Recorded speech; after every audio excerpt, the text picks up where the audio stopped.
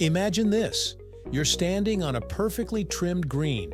The sun's rising, birds are chirping, and you place that tiny wooden peg into the ground. You balance a ball on top of it, take a swing, and suddenly, the entire fate of your shot depends on something most people never think about: the golf tee. But here's the weird part. Have you ever wondered why this little peg looks the way it does? Why not a different shape or a different design? Why does it have that exact size, slope, and cup-like top? Well, that's what we're unpacking today. The fascinating story behind one of the smallest but most important inventions in sports. Why do golf tees have that exact shape? Right here on History of Simple Things.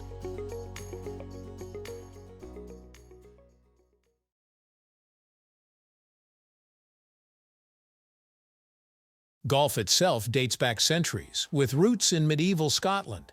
But here's the catch. The first golfers didn't use tees at all. Instead, they'd scoop up a little mound of sand and place the ball on top. Every hole started with this ritual of building a mini dirt pile, hardly precise and definitely messy. Imagine showing up to your local course and carrying around a bucket of sand just to tee off. Not very elegant, right? So players wanted consistency.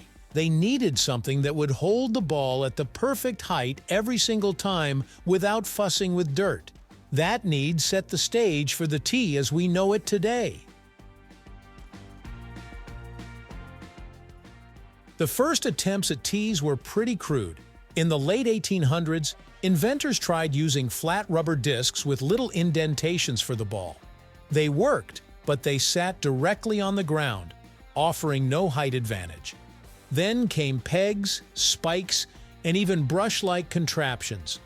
But the real breakthrough came in 1899 when Dr. George Franklin Grant, a Harvard-educated dentist, patented a wooden tee with a concave top.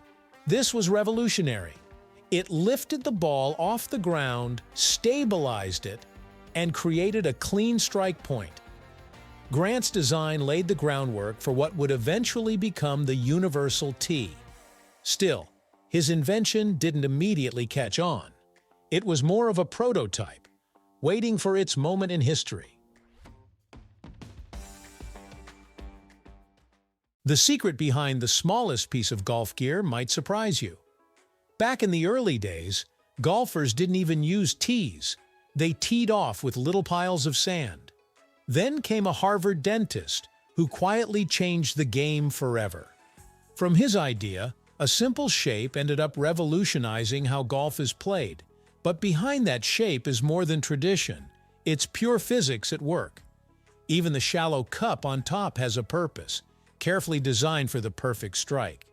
And whether it's wood, plastic, or bamboo, golfers still debate which tee is best.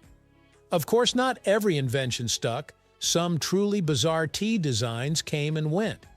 Yet beyond science, the tee also plays a role in the psychology of the game.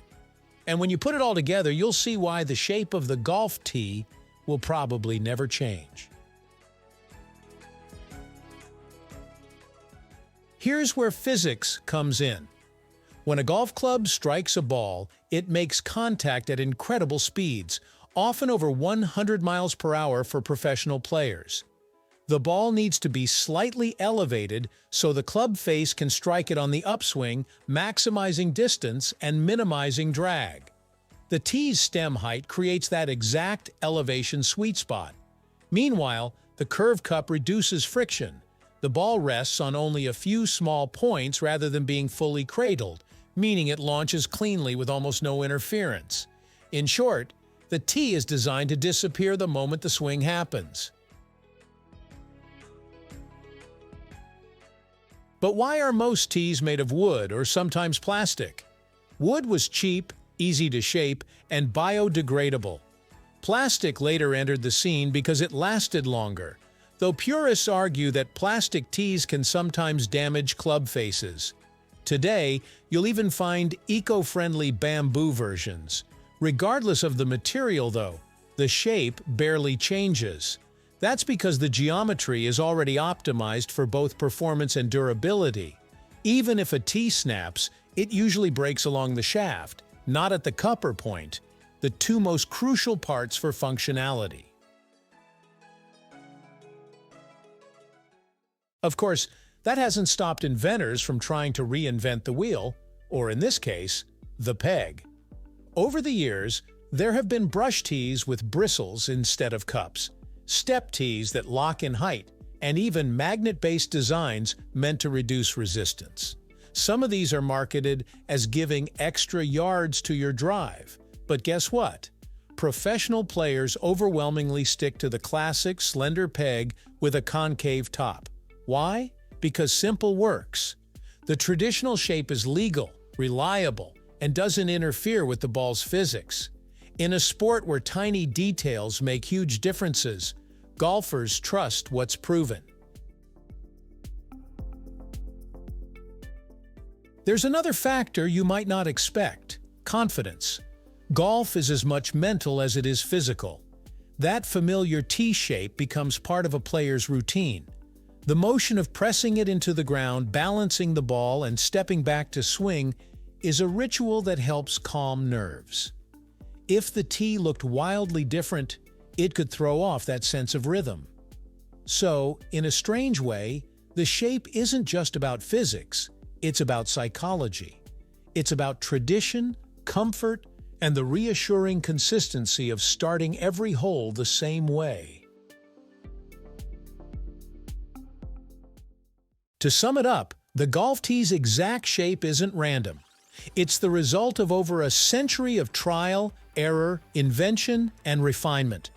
The point anchors it, the shaft provides height, and the cup stabilizes the ball while minimizing interference.